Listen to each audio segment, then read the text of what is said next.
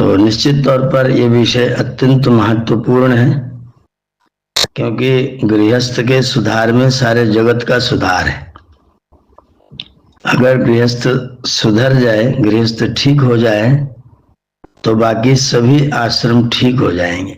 लिखा है महर्षि मनु जी ने बहुत प्यार से, यथा वायुं समाश्रित्य वर्तन्ते सर्वजन्तवः तथा गृहस्थमाश्रित्य वर्तन्ते सर्व आश्रमाः। जैसे सभी प्राणियों का जीवन जीने के लिए वायु आवश्यक है, महत्वपूर्ण है, उपयोगी है, उसी प्रकार से सभी आश्रमों को ठीक रखने के लिए गृहस्थ आश्रम उपयोगी और आवश्यक है। आप कल्पना करें, हमारे महर्षि लोगों ने कितना गहराई से चिंतन किया है, कितना सोचा है और क्या उपमा दी है। हमारे शरीर को जीवित रखने के लिए प्राण की आवश्यकता है, वायु की आवश्यकता है। तो जितनी आवश्यकता हमको वायु की है, उतनी ही आवश्यकता समाज में सब आश्रमों को जीवंत रखने के लिए गृहस्थ आश्रम की है। अब आप सोच सकते हैं गृहस्थ आश्रम कितना महत्वपूर्ण है और कितना इसकी उपादेयता है समाज को ठीक करने में। एक सच्चा वानप्रस्थी, एक सच्चा सन्यासी, एक सच्चा ब्रह्मचारी, तीनों आश्रम अगर ठीक चल सकते हैं तो उसका एक ही जगह है, उसका नाम है गृहस्थ आश्रम। तो जो भी लोग गृहस्थ आश्रम में प्रवेश कर चुके हैं या किए हुए हैं, उन सभी के लिए यह सीरीज सादर समर्पित है। आप इसको बहुत ध्यान से सुने, मनन करें, चिंतन करें। कोई जिज्ञासा हो तो आप इसको सुन करके शंका समाधान पूछ भी सकते हैं। गृहस्थ आश्रम पर विशेष चर्चा जो हमारे जयप्रकाश जी ने आरंभ किया है, निश्चित तौर पर अत्यंत महत्वपूर्ण चर्चा है। मैं इस पर अभी तक 3 व्याख्यान दे चुका हूँ, 3 दिन आपसे बातचीत कर चुका हूँ। आज चतुर्थ दिवस है। पूछा गया था कि गृहस्थ के कर्तव्य बता दीजिए, तो हमने गृहस्थ आश्रम क्यों होता है, किस लिए हमको गृहस्थ में प्रवेश करना चाहिए, कितना अनिवार्यता उसकी है, और फिर जब हम गृहस्थ में प्रवेश कर गए तो हमारा दायित्व कैसा कैसा है। तो उसमें मैंने बताया था कि पहला दायित्व तो हमारे अपने आपस के लिए, पति और पत्नी का आपस का व्यवहार कैसा होना चाहिए। पत्नी है और पति है। पति का मतलब है रक्षा करने वाला, और पत्नी का मतलब है पत्नी, रक्षा करने वाली। स्त्रीलिंग में जब पति शब्द से पत्नी बनाएंगे तो व्याकरण का सूत्र है पत्युर्नो यज्ञ संयोगे।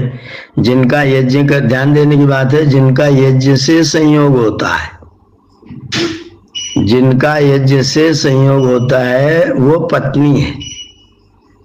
और अगर आप बिना यज्ञ के संयोग करके आ गए हैं तो फिर आप जान लीजिए कि आप भी पति पत्नी हुए नहीं। वास्तव जो हमारी वैदिक संस्कृति है वो एक एक चीज को, जैसे कोई फूंक फूंक के कदम रखता है ना, वैसे हर कदम फूंक के रखा हुआ है।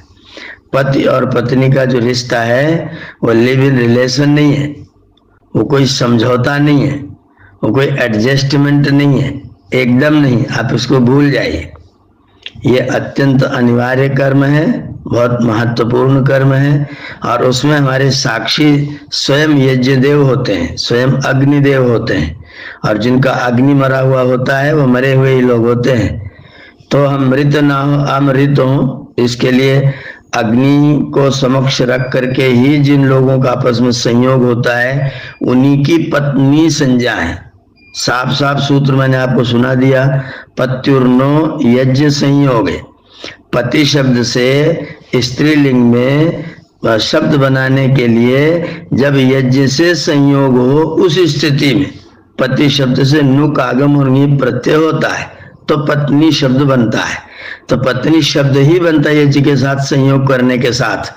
जो लोग इका निकाह करके कबूलनामा करा रहे हैं, जो लोग जाकर के अंगूठी पहना करके विवाह संस्कार संपन्न कर रहे हैं, जो लोग बौद्ध बन करके और बिना यज्ञ किए आकर के शब्द बोल करके और एक दूसरे का विवाह संस्कार कर रहे हैं, वो वास्तव में पति पत्नी का संबंध बनाते ही नहीं है।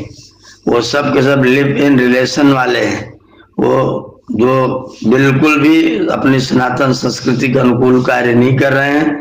इसलिए पति और पत्नी का जो संबंध बनता है वो यज्ञ के संयोग के बिना बनता ही नहीं है।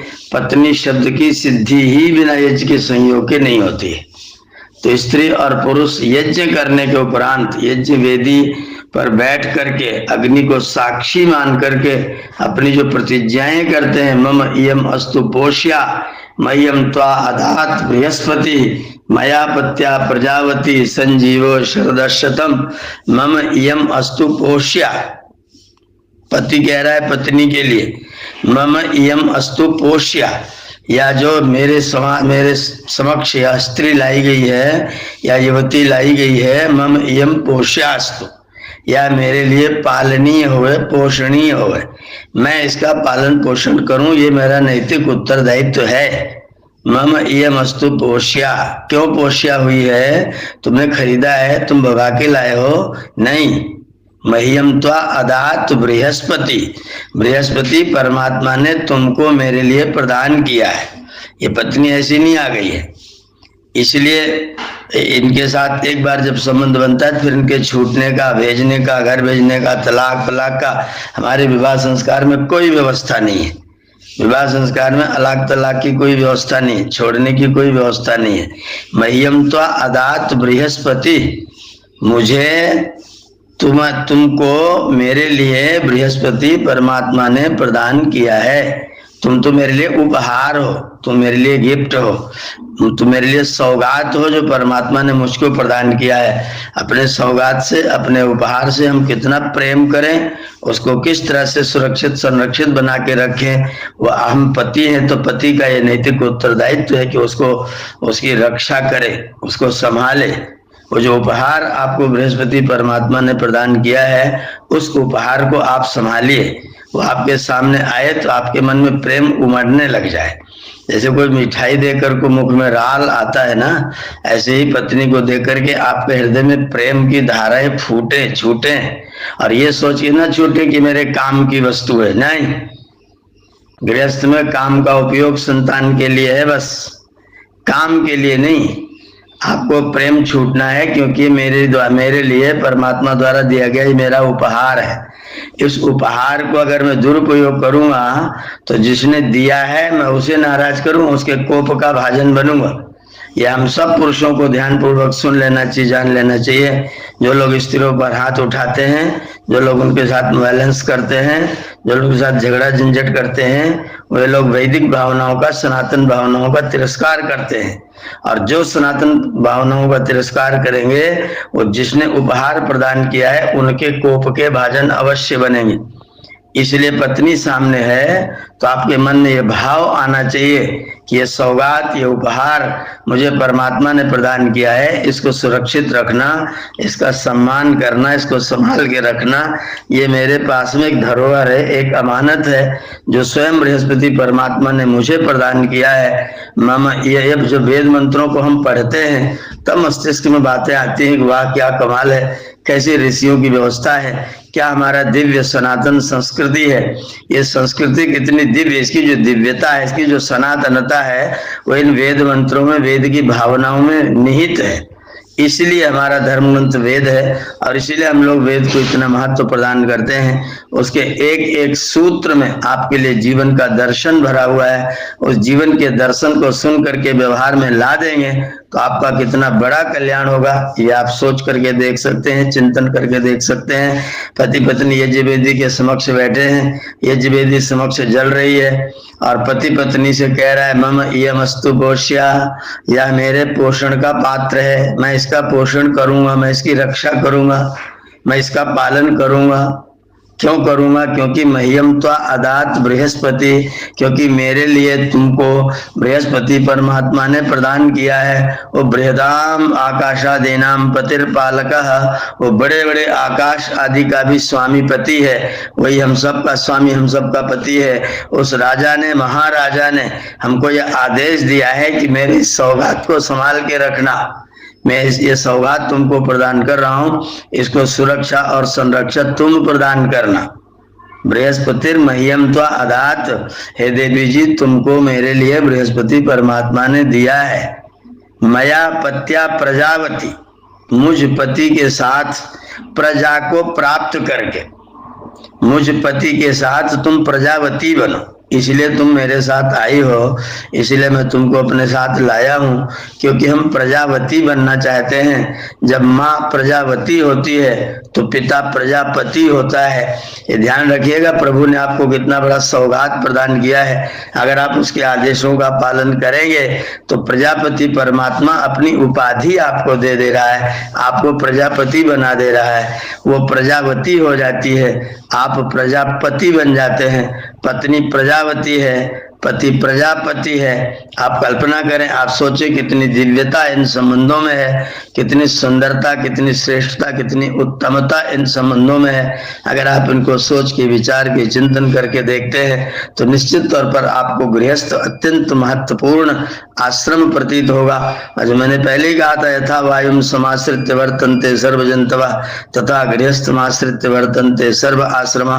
सारे आश्रम इस गृहस्थ पर आश्रित हैं और आप वेदी के समक्ष अग्नि जला करके बैठे हुए अग्नि को साक्षी मान करके कह रहे हैं कि मया पत्या प्रजावती, हे देवी जी मुझ पति के साथ तुम प्रजावती बन करके समजीव, केवलम जीव नहीं, समजीव शरद शतम, 100 वर्षों तक सम्यक भली भांति जीवन धारण करो।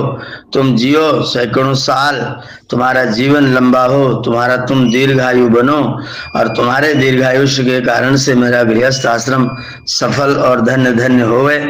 ये प्रार्थना वहां पर वेदी के समक्ष बैठ करके पति पत्नी के लिए करता है। ये सौगात, ये उपहार प्रजापति परमात्मा ने मुझको प्रदान किया है। मैं तुमको प्रजावती बनाऊंगा और तुम यदि प्रजावती हो जाओगी तो फिर मैं प्रजापति बन जाऊंगा। तो मैं सबसे पहला मुख्य कर्तव्य जो है स्त्री और पुरुष का, वो एक दूसरे को अत्यंत संतुष्ट करना, अत्यंत प्रीति रखना और आदर के भाव के साथ। महर्षि मनु ने जो धर्म की मर्यादाएं बताई हुई हैं वहां साफ साफ लिखा हुआ है कि आत्म नाम गुरोर नाम नामातिकृपणस्य च श्रेयस कामो न गृहणीयात् ज्येष्ठ पुत्र कलत्रयो। अगर किसी को श्रेयस की कामना हो, कोई अपना व्यक्ति कल्याण चाहता हो तो बार बार अपना नाम लेकर के अभिमान न करो। आत्म नाम, अपने जो बड़े लोग हैं उनको भी नाम से ना पुकारो, उनको भी दादाजी, चाचा जी, गुरु जी करके उनको भी आप संबोधित करो। तो संबंध सूचक शब्दों से लेके संबोधित करो, भगवान, महाशय जी, आदरणीय, इन शब्दों के साथ प्रयोग करो। बड़ों का नाम न लो। आत्म नाम गुरोर नाम नाम अतिकृपण से, जो बहुत कंजूस है, कुछ नहीं देता है, न तन से सहायता करता है, न मन से सहायता करता है, न धन से सहायता करता है। अपन पोष बना हुआ है, अपने को ही पोषता रहता है, केवल अपने बारे में सोचता है। उस व्यक्ति का भी नाम लेकर के अपनी जिह्वा को खराब नहीं करना चाहिए। नाम अतिकृपणस्य च श्रेयस कामो न गृहणीयात्, कल्याण की कामना वाले व्यक्ति को नहीं ग्रहण करना चाहिए। ज्येष्ठ पुत्र का नाम भी नहीं लेना चाहिए, ज्येष्ठ पुत्र को नाम लेकर के नहीं पुकारना चाहिए। नहीं तो जो बाकी छोटे बच्चे घर में होते हैं वे भी अपने बड़े का नाम लेना प्रारंभ करते हैं, जो कि ठीक नहीं होता है। तो उसको अपने आत्मज, तात, तात, वत्स, ऐसे शब्दों का प्रयोग करते आप उनको पुकार सकते हैं। तो ज्येष्ठ पुत्र का नाम नहीं लेना चाहिए। और सबसे अंत में कहा कलत्र, माने पत्नी का नाम भी नहीं लेना चाहिए, क्योंकि तुम्हारे कल का त्रा करने वाली है। कलत्रम संस्कृत का शब्द है स्त्री के लिए, पत्नी के लिए। कलत्रम कम सुखम तत्लातिथि कलह तम त्रायते तत्कलत्र। का माने सुख, जो सुख लाए उसका नाम है कल, और जो कल का त्राण कर दे, सुख के साधनों को सुरक्षित कर दे, आपके घर में सुख शांति समृद्धि को भर दे। स्त्रिया श्रेयश्च गेहेषु न विशेषोस्ति कश्चन। स्त्री और श्री में कोई विशेष नहीं है, मतलब कोई भेद नहीं है। स्त्री माने श्री, श्री माने स्त्री। ये जो स्त्री तुम्हारे घर में आई है वो लक्ष्मी के स्वरूप है, वो लक्ष्मी रूप में तुम्हारे घर में आई है, तुम्हारी समृद्धि करने के लिए आई है, तुम्हें बढ़ाने के लिए आई है। काश कि तुम अकेले होते तो प्रजापति बनने का तुमको कोई अवसर प्राप्त न होता। ये जो स्त्री, जो नारी, जो देवी तुम्हारे पास आई है, ये तुमको प्रजापति बनाने के लिए आई है। तो तुम इसकी गौरव गरिमा को ध्यान रखो। ये कलत्र है तुम्हारा। कम सुखम लात, जो सुख के साधन है उन साधनों का ये त्राण करती है, सुख के साधनों की रक्षा करने वाली है, इसलिए इसका नाम कलत्रम है। तो इसका नाम लेकर के नहीं पुकारना चाहिए। आज मैं देखता हूँ दुर्भाग्य से महिलाएं भी अपने अपने पतियों का नाम लेकर के ही पुकारती हैं, अमा यार फलाने, इस तरह से बोलती हैं, बहुत दुर्भाग्यपूर्ण है, एकदम सनातन से बिल्कुल भिन्न है। ये सनातन का विरोध है। अगर हम वास्तव में सनातन का समर्थन करते हैं तो सनातन ये है कि अपने पति का नाम नहीं लेना चाहिए, सनातन ये है कि अपनी पत्नी का भी नाम नहीं लेना चाहिए।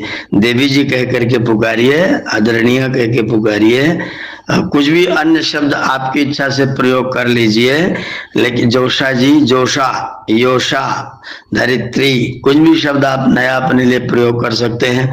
पति पत्नी एक दूसरे का नाम लेकर के न पुकारे, ऐसी हमारी शास्त्रीय मर्यादा है। और ये जो संबंध बनाया गया है यज्ञ के संयोग से, पति और पत्नी का संबंध है, दोनों एक दूसरे के प्रति अत्यंत आदर का भाव रखते हुए, दोनों एक दूसरे को अत्यंत उपयोगी समझते हुए, मेरे साथ कोई व्यक्ति रहता है तो मैं उसका तिरस्कार करता हूँ, जब मेरा साथ छोड़ देता है तो फिर मैं उसका नाम लेकर के रोना गाना शुरू करता हूँ। जिसका नाम लेकर के तुमको बार बार रोना पड़ता है, वो जब तक है तुम्हारे साथ कम से कम उसका आदर कर लो, उससे प्रीति कर लो, उससे प्रेम कर लो, ये तुमको प्रजापति बनाएगा और पिता को, पुरुष को प्रजापति बनाएगा। तो प्रजापति और प्रजापति दोनों, पति पत्नी एक प्रजापति होती, एक प्रजापति होता है। तो प्रजापति बनने के लिए प्रजापति की आवश्यकता आपको है। इसलिए मैंने कल भी कहा था, आज मैं फिर इसको दोबारा से उसी विषय को और आगे बढ़ा रहा हूँ। सबसे पहला संबंध गृहस्थ आश्रम में प्रवेश करने के बाद जो आपका व्यवहार है, वो सबसे पहला व्यवहार है पति और पत्नी को प्रसन्न रखने का। एक दूसरे को जी जान से ज्यादा, लिखा हुआ उपनिषद में कहानी लिखी हुई है कि पुरुष अधूरा है, पुरुष आधा है, स्त्री भी आधी है। वो जब दोनों एक होते हैं तब पूरा एक बनता है। जैसे दिन है और रात है, लेकिन जब दोनों होते हैं तो आपको 24 घंटे में आपकी घड़ी बदलती है, तो 24 घंटे में ही आपकी तारीख बदलती है। तो दोनों मिला करके एक होते हैं। एक रात रूप है, एक दिन रूप है। पति दिन रूप है, पत्नी रात रूप है, दोनों एक होते हैं। तो एक अहोरात्र का नाम दिन होता है। जब आप अपने दिन की गणना करते हैं तो रात को छोड़ते नहीं है, अहोरात्र को गिनते हैं। ऐसे ही पति पत्नी दोनों आधे आधे हैं। वो जब एक होते हैं तभी दोनों एक होते हैं। वो कोई पति अलग नहीं, पत्नी अलग नहीं, दोनों पति पत्नी दोनों मिलकर के एक होते हैं। उनको हमारे दंपति कहा गया है। दंपति, दम का मतलब होता है घर, पति का मतलब होता है रक्षा करने वाला। तो स्त्री जो है ना वो घर है, स्त्री ही घर है। और लिखा गया है घर नी के नहीं, घरनी के बिना। घरनी ठीक नहीं तो फिर घर नी के नहीं है। घर ठीक नहीं अगर घरनी ठीक नहीं है, घरनी ठीक है तो फिर घर ठीक है। तो घरनी जो है, घरवाली जो है, जिसको हम घरवाली बोलते हैं, घरनी बोलते हैं, जहाँ पर पुरुष किसी कमरे में रहता है, वो कुटिया है, कमरा है, प्रकोष्ठ है, कक्ष है, रूम है, आप तो कुछ भी कह लीजिए, लेकिन घर नहीं कह सकते। घर तब बनेगा जब उस घर में स्त्री होगी। स्त्री के कारण से घर घर बनता है। तो अगर हम चाहते हैं कि हमारा गृहस्थ है तो फिर वो स्त्री के कारण से है। स्त्री हमारे घर की शोभा है, स्त्री सबके द्वारा आदरणीय है, पूजनीय है, ये बहुत सम्मान का पात्र है। इसका सब लोग मिल करके सम्मान करें, इसका आदर करें, और वह भी अपने पूरे परिवार का अत्यंत आदर करे, सबका बड़ा सम्मान करे, पति का भी सम्मान करे, अपने पति की माता पिता भाई बंधु जितने भी है। वो गृहस्थ आश्रम में आप प्रार्थना करके यहाँ पर आए हैं, और जब एक प्रथम परिक्रमा लोग करते हैं तो देवी हाथ जोड़ करके परमात्मा को साक्षी मान करके, अग्नि को साक्षी मान करके घूम करके कहती, प्रमे पतियाना पंथा कल्पताम शिवा अरिष्टा पतिलोकम गमेयम। हे प्रभु, आज तक मैंने जो अपना जीवन व्यतीत किया है उस जीवन पर आपकी बहुत कृपा रही है। उस जीवन को आपने कृपा पूर्वक इस स्थिति तक पहुंचाया है कि मैं एक पति को प्राप्त हो रही हूँ। बस इतनी कृपा मेरे साथ और जोड़ दीजिए कि प्र में पति आना, मैं पति आना पंथा प्रकल्पता। ये जो मैं पति के पास जा रही हूँ, ये जो मैं पति को प्राप्त कर रही हूँ, जो मेरा पतियान है, पति का मेरा मार्ग है, वह मार्ग मेरा प्रकल्पताम, वो सिद्ध हो जावे, सफल हो जावे, सुफल हो जावे। मैं आज जिस रास्ते पर कदम रखने चल रही हूँ, हे प्रभु परमेश्वर, मेरा ये रास्ता सिद्ध हो जावे। जिस उद्देश्य को लेकर के गृहस्थ आश्रम की रचना भगवान परमात्मा ने और हमारे ऋषियों मुनियों ने इस परंपरा को आगे बढ़ाया, परमात्मा ने इसका संदेश दिया है, वो मेरा जो उद्देश्य है उसमें मैं सुफल हो जाऊं, उसमें मैं सफल हो जाऊं। आज मेरे ऊपर आप ऐसी कृपा करना। प्रमे पतियाना कल्पताम शिवा अरिष्टा मैं शिव कल्याणकारिणी अरिष्टा रोग रहित शिवा अरिष्टा पति लोकम गमेयम, पति के लोक को प्राप्त करूं। वो मेरे पति का लोक है, वो पूरा एक लोक है। उस लोक में हम दोनों एक दूसरे को ही लोकते रहें, एक दूसरे को देखते रहें, शत वर्षों तक देखें। आगे कहेंगे पश्चिम शरदशतम जीवे में शरदशतम सुड़याम शरदशतम, हम एक दूसरे के मधुर वचन, वो पूरा पति लोक है हमारा। मेरे पति लोक में मैं जाऊं तो हम दोनों एक दूसरे के मधुर वचन सदैव सुनते रहें, एक दूसरे को प्रेम पूर्वक सदैव देखते रहें।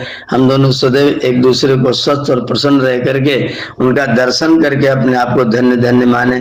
प्रातः काल जग करके दोनों जने आए, हाथ जोड़ करके अभिवादन करें और फिर खड़े हो जाएं, परमात्मा का धन्यवाद करें। प्रभु तुमने बड़ी कृपा की, हमारा साथ मिलाया, हमको साथ दिया और हमको एक दूसरे को साथ दे करके हम दोनों मिलके आपकी उपासना करें, आपके आदेश का पालन करें। आपने संतान के निर्माण का जो आदेश मुझे दिया है, हम उस आदेश के पालन में समर्थ हो, मेरा गृहस्थ सफल हो, मेरा गृहस्थ समर्थ हो।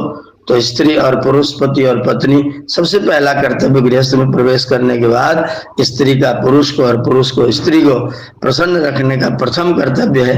वो कर्तव्य हम स्त्री पुरुष अवश्य ध्यान रखें। सभी पुरुष अपनी स्त्रियों का, स्त्रियां अपने पतियों का बहुत बहुत बहुत सम्मान, प्रेम और आदर का भाव रखें। ये दूसरा जो प्रसंग था, दूसरी जो कथा थी, वो आपके समक्ष पति और पत्नी के संबंध को ही लेकर के हुई है। अगली बातें मैं और आगे करूंगा।